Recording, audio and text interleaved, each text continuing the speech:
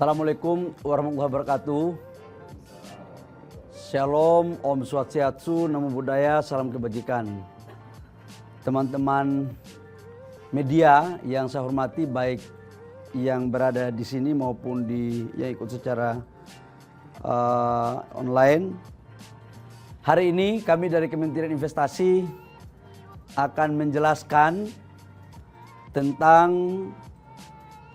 Peraturan Pemerintah Nomor 25 Tahun 2024 tentang perubahan atas PP Nomor 96, khususnya yang dalam 1 minggu terakhir ini cukup ramai diperbincangkan baik di dalam pemberitaan maupun media sosial, khususnya terkait dengan pembagian UPK dan dilanjutkan dengan IUP kepada organisasi-organisasi keagamaan yang mempunyai badan usaha. Teman-teman media, saya ingin menyampaikan bahwa ada latar belakang kenapa ini diberikan. Yang pertama, kita tahu bahwa Indonesia merdeka dan mempertahankan kemerdekaan Indonesia itu hampir semua elemen masyarakat ikut terlibat. Dan khususnya kepada organisasi keagamaan baik dari NU, Muhammadiyah, kemudian induk daripada gereja Protestan, induk daripada gereja Katolik, Buddha, Hindu. Dalam pandangan kami dan atas arahan Bapak Presiden, kontribusi daripada tokoh-tokoh ini atau organisasi ini tidak bisa kita bantah. Bahkan yang memerdekakan bangsa ini ya mereka. Kemudian agresi militer pada tahun 48 ketika kita diserang kembali oleh Belanda, yang mengeluarkan fatwa jihad itu oleh para ulama yang tergabung dalam organisasi keagamaan, khususnya NU dan Muhammadiyah. Tidak hanya itu teman-teman, dalam proses mengisi kemerdekaan, pasti bangsa ini mempunyai banyak dinamika, masalah baik di tingkat pusat maupun tingkat daerah. Contoh katakanlah ada konflik di Ambon antar agama waktu itu, yang menyelesaikan tokoh-tokoh agama. Ada NU, ada Muhammadiyah, ada tokoh-tokoh gereja, ada tokoh-tokoh dari Buddha, Hindu.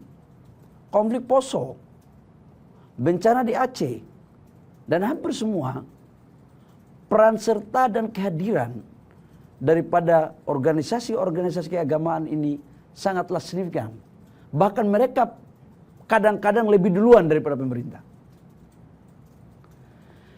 Dalam perspektif itu kemudian, kalau kita kembali kepada pasal 33 tentang kekayaan baik darat, udara maupun laut itu dikuasai oleh negara dan dipergunakan untuk kesejahteraan rakyat sebanyak-banyaknya. Dalam perspektif itu kemudian kami berpandangan bahwa organisasi keagamaan ini juga merupakan bagian aset negara dan mereka mengurus umat. Tetapi apa yang terjadi?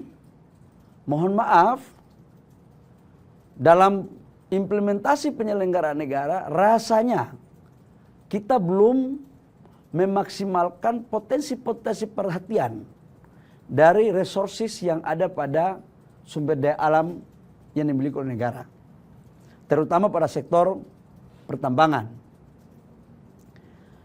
Atas dasar pandangan itu, kami juga melihat bahwa peran serta daripada organisasi kemasyarakatan ini sangat penting di sektor pendidikan, kesehatan. Bahkan contoh saya dari Papua, saya itu SMP-nya pakai Yayasan Pendidikan Kristen, SMA-nya Yayasan Pendidikan Islam. Kontribusi mereka kepada pembangunan sumber daya manusia itu sangat luar biasa. Di Maluku, di Sulawesi, di daerah-daerah ini cukup besar. Muhammadiyah, NU itu cukup besar.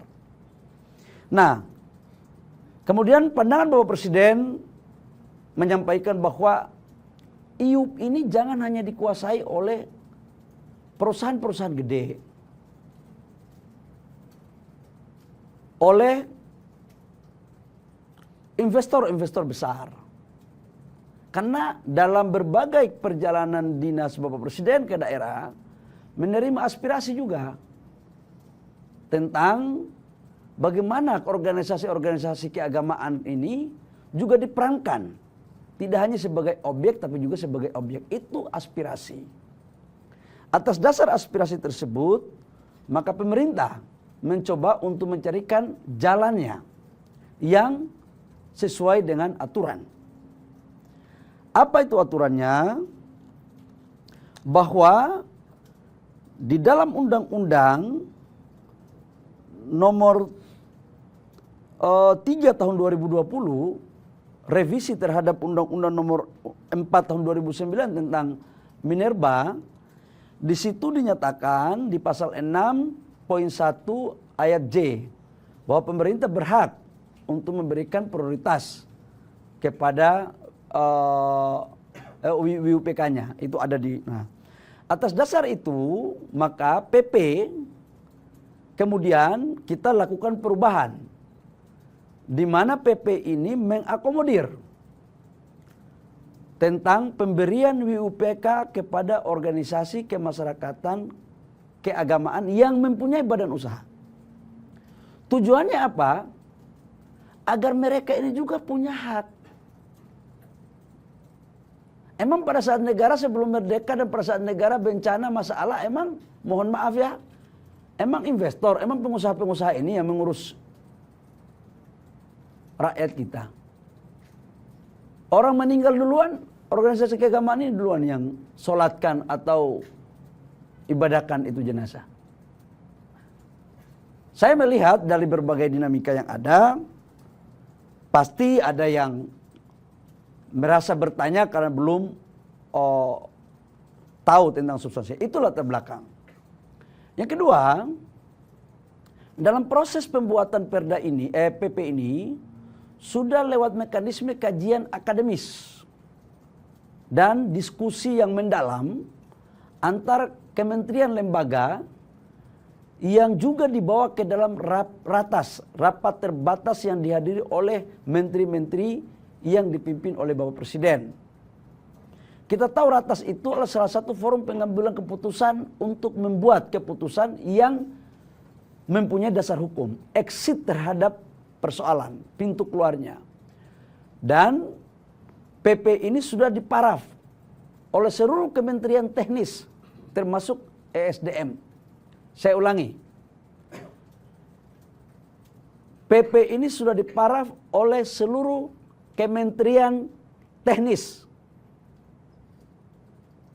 ya, yang juga sudah diverifikasi landasan-landasannya oleh Kemenkumham dan juga telah mendapat approve dari Jaksa Agung. Jadi ini bukan main-main. Artinya apa yang saya mau sampaikan? Bapak Presiden pingin untuk ini retribusi. Jangan dikuasai hanya kelompok-kelompok tertentu. Dalam beberapa tahun terakhir saya mendapat banyak kritik. Kenapa IUP itu hanya dipakai untuk pengusaha nasional apalagi asing? Nah sekarang kita kasih kepada organisasi kemasyarakatan keagamaan. Yang kemudian nanti harapan kita hasilnya itu mengurangi beban dan sekaligus untuk menjalankan program-program keumatan, program-program kemasyarakatan, baik di pendidikan, kesehatan, sosial, ataupun bisa karena mereka kan langsung menyelesaikan persoalan-persoalan, mohon maaf, saudara-saudara kita yang belum mampu atau yang membutuhkan, mereka kan paling bergarda terdepan. Ini yang Bapak Presiden perintahkan kepada kami. Jadi, terus pasti ada banyak pertanyaan. Tapi kan organisasi kemasyarakatan nggak punya profesional di bidang itu. Ini pertanyaan-pertanyaan yang menurut saya teman-teman saya harus luruskan. kenapa saya ini mantan pengusaha? Coba tunjukkan kepada saya, mana perusahaan Republik ini yang tiba-tiba lahir pertama langsung dia kerja tambang. Freeport saja ada kontraktornya. Pemegang-pemegang IUP ini sebagian dikerjakan oleh kontraktor. Tugas kita adalah pemerintah, setelah IUP ini kita berikan kepada organisasi-organisasi kemasyarakatan, maka kita carikan partner di mana IUP ini tidak dapat dipindah tangankan. Ini sangat ketat loh, nggak gampang. Sebab IUP ini dipegang oleh koperasi-koperasi organisasi kemasyarakatan itu. Dan tidak dapat dipindah tangankan dalam bentuk apapun. Dan jangan ada kekhawatiran bahwa dengan kita memberikan ini nanti ormas itu rugi. Bagaimana ruginya? Nanti kita cari formulasi, kontraktor yang mengerjakan itu adalah kontraktor yang betul-betul profesional dan tidak boleh ada konflik of interest dengan pemegang izin PKP 2B sebelumnya. Jadi nggak ada moral hasrat di sini dan transparan. Kalau di beberapa negara-negara Eropa itu organisasi-organisasi gereja di Eropa itu mereka mempunyai konsesi. Nah, ini memang barang baru. Dan ini adalah pikiran yang mulia, pikiran yang muncul dari hati dan pikiran yang sehat yang lahir dari Bapak Presiden kemudian mendiskusikan dengan kami menteri. Jadi kami menjalankan apa yang menjadi pikiran besar dalam rangka redistribusi. Sekali lagi, ini kita lakukan dalam rangka pemerataan. Dan ini adalah prioritas. Saya pikir itu teman-teman. Dan ini WUPK PKP 2B. Jadi PKP 2B itu dalam penciutan, setelah penciutan dikembalikan kepada negara. Itu kan belum ada WUPK-nya. Itu kita dasarnya sudah bisa diberikan kepada organisasi kemasyarakatan, keagamaan yang mempunyai usaha. Jadi bukan contoh katakanlah, mohon maaf ya, contoh NU yang sudah kita lihat. NU mendapat, tapi NU membuat badan usaha. Jadi badan usahanya. Nah, nanti dikelola secara profesional. Saya juga sudah membaca beberapa rilis dari pengurus besar Nahdlatul Ulama dan betul, mungkin kalau tidak salah minggu besok sudah selesai ya Pak Edi ya. Sudah selesai urusannya. Habis itu kita akan kasih lagi yang berikut. Yang jelas kami akan menawarkan. Sudah barang tentu katanya ada yang menolak. Ya ini kan kita memberikan kepada yang mau. Kalau yang menolak ya mau apa boleh buat, berarti kan nggak membutuhkan.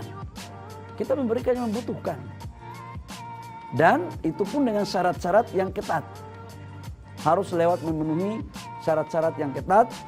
Untuk itu dipergunakan dalam rangka mengurus umat.